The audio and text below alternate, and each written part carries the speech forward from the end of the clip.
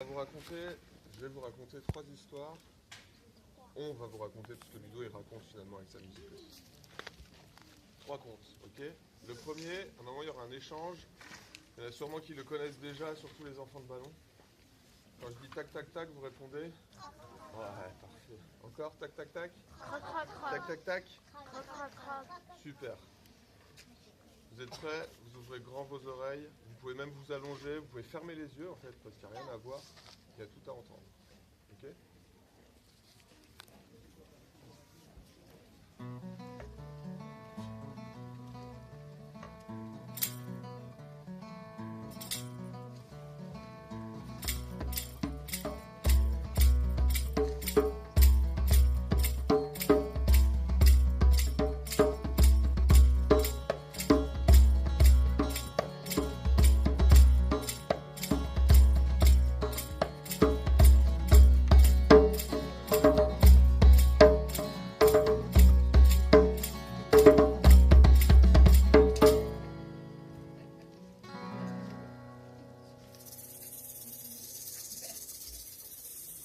Le conte, c'est un voyage que l'oreille entend, que le cœur garde et que la bouche redit.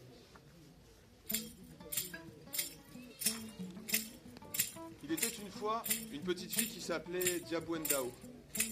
Cette petite fille, elle habitait dans un village du Sénégal, en Afrique, et elle adorait manger des nioules. Vous savez ce que c'est que les nioules?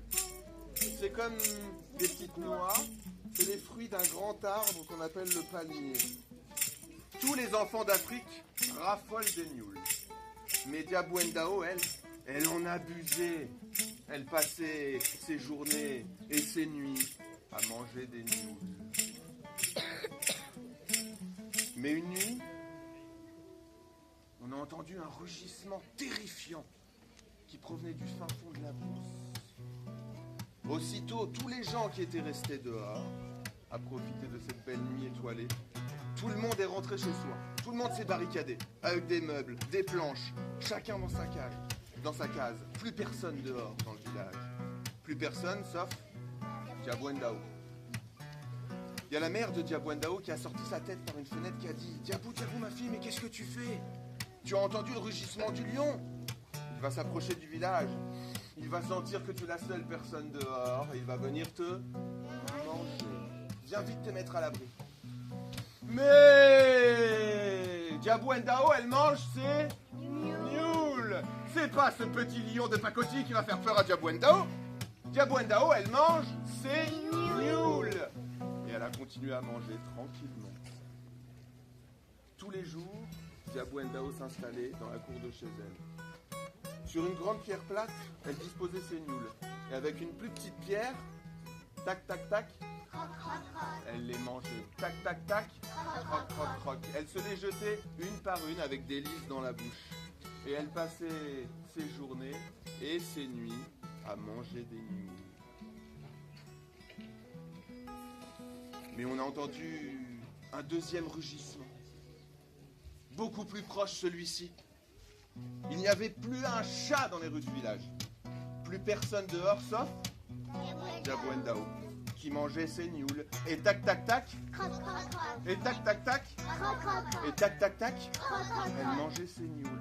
Le père de Diabouendao, il a sorti sa tête par une fenêtre et il a dit « Diabou, ma fille, mais qu'est-ce que tu fais enfin? Tu es complètement inconsciente?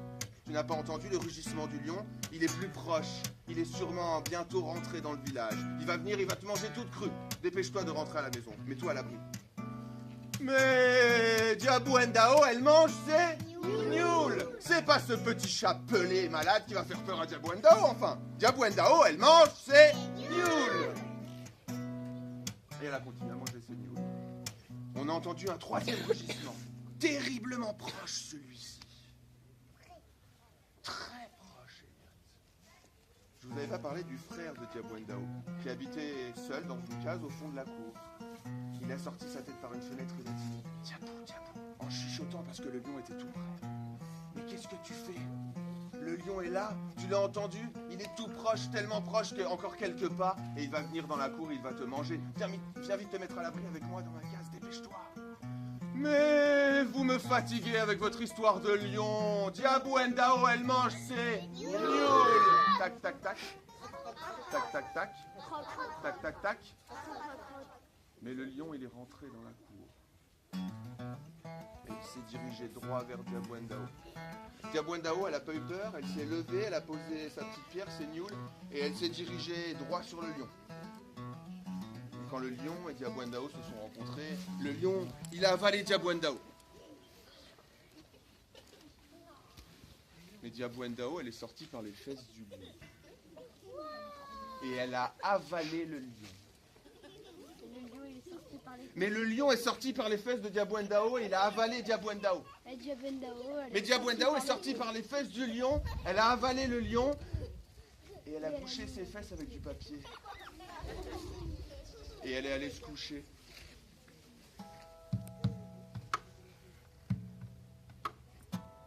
Elle a passé une excellente nuit.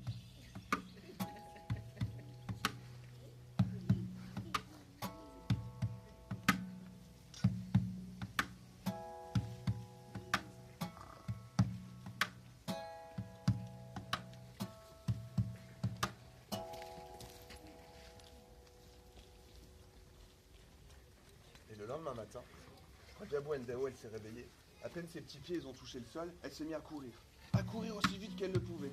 Puis elle traversait les rues du village comme ça, puis les gens la voyaient passer en se disant mais où est-ce qu'elle va comme ça cette petite fille à courir si vite de bon matin? Mais elle savait exactement où elle allait, Diabouendao. Elle a trouvé la place du marché, où il y avait une foule de monde qui était venu faire ses courses, acheter des fruits, des légumes, des étoffes. Il y avait des gens avec des chèvres au bout d'une corde. Elle a traversé cette foule de gens, elle a trouvé une petite caisse, elle l'a retournée, elle est montée dessus. Avec toute la force de sa petite voix, elle a crié « Moi, Diabouendao, je peux bien vous faire peur !» Là, tout le monde s'est retourné dans le marché. Regardez Diabouendao, toi, tu peux nous faire peur. Même tes parents, ils peuvent pas nous faire peur. Il n'y a que Dieu qui peut nous faire peur. Ah bon? Il n'y a que Dieu qui peut vous faire peur? Vous en êtes si sûr? Elle a dit Diabouendao. Et elle a enlevé ses fesses. C'est le papier qui bouchait ses fesses. Et le lion est sorti des fesses de Diabouendao au beau milieu du marché. Et les gens ont eu si peur qu'ils ont laissé là leurs affaires, leurs fruits, leurs légumes, leurs sacs, leurs chèvres. Et le lion aussi, il a eu terriblement peur. Et il a disparu au fin fond de la brousse. On n'en a plus jamais entendu parler. Et d'un pas guiré, Diabouendao, elle est rentrée chez elle, dans la cour de chez elle. Elle s'est installée, elle a pris sa grande pierre plate, ses nioules, puis avec sa petite pierre, elle a fait tac tac tac, tac tac tac, tac tac tac. Elle a continué à manger ses nioules. Le conte est fini. Le premier qui l'aura respiré ira au paradis. Je suis pas mort.